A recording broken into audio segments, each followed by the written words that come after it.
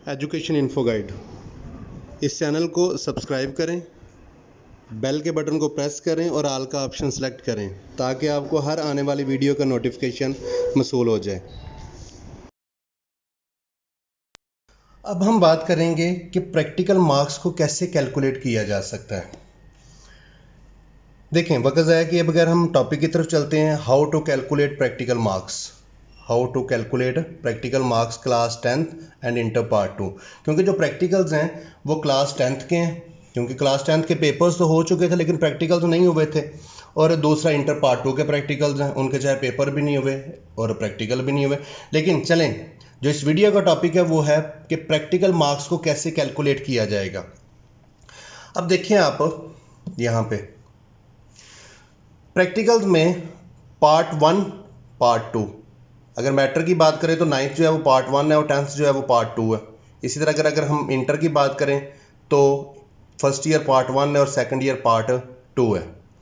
Physics के part 1 के 15 marks, part 2 के 15 मार्क्स, टोटल कितने हो गए 30। इसी तरह केमिस्ट्री के पार्ट 1 के 15, पार्ट 2 के 15, टोटल 30।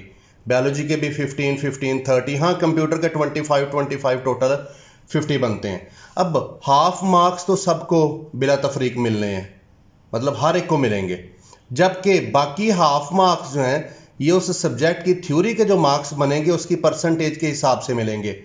इस वीडियो को ज़रा गौर से सुनिएगा और मैं एंड पे इसके मतलब कुछ चीज़ें भी बताऊंगा प्रैक्टिकल के मतलब। अब हम कैलकुलेट करते हैं फार्मूला लगा के। सबसे पहले हम एग्जांपल लेते हैं इंटर की।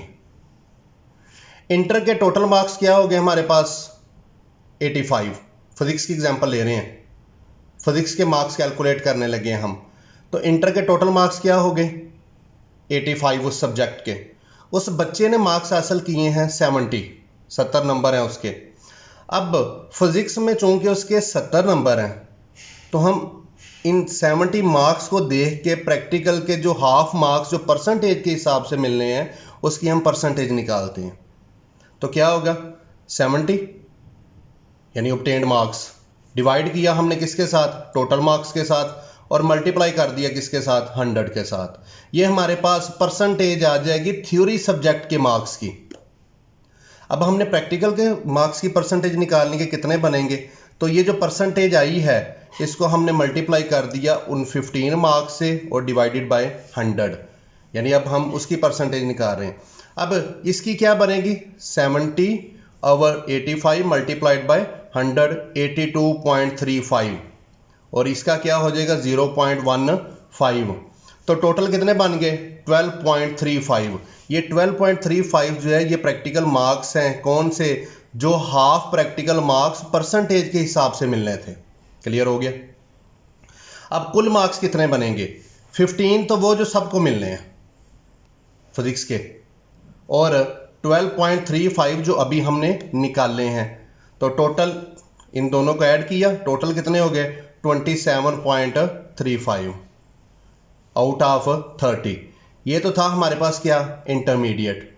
अब हम बात करते हैं किसकी, मैट्रिक की।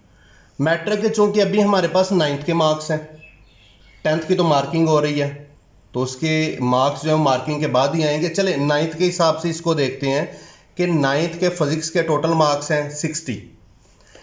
जो स्टूडेंट है वो हासिल कर रहा है मार्क्स 52। अब हम देखेंगे कि फिजिक्स के उसके 52 मार्क्स हैं तो प्रैक्टिकल में कितने बनेंगे। पहले तो हम सब्जेक्ट की परसेंटेज निकालेंगे जो थ्योरी सब्जेक्ट है, 15 यानी ऑब्टेन्ड मार्क्स अवर टोटल मार्क्स यानी 60 मल्टीप्लाइड बाय 100, ये परसेंटेज आ जाएगी। फिर अब हम इसको मल्टीप्लाई कर देंगे 0.15 से या 15/100 से, क्योंकि वो 15 नंबर की अब हमने निकालनी है परसेंटेज।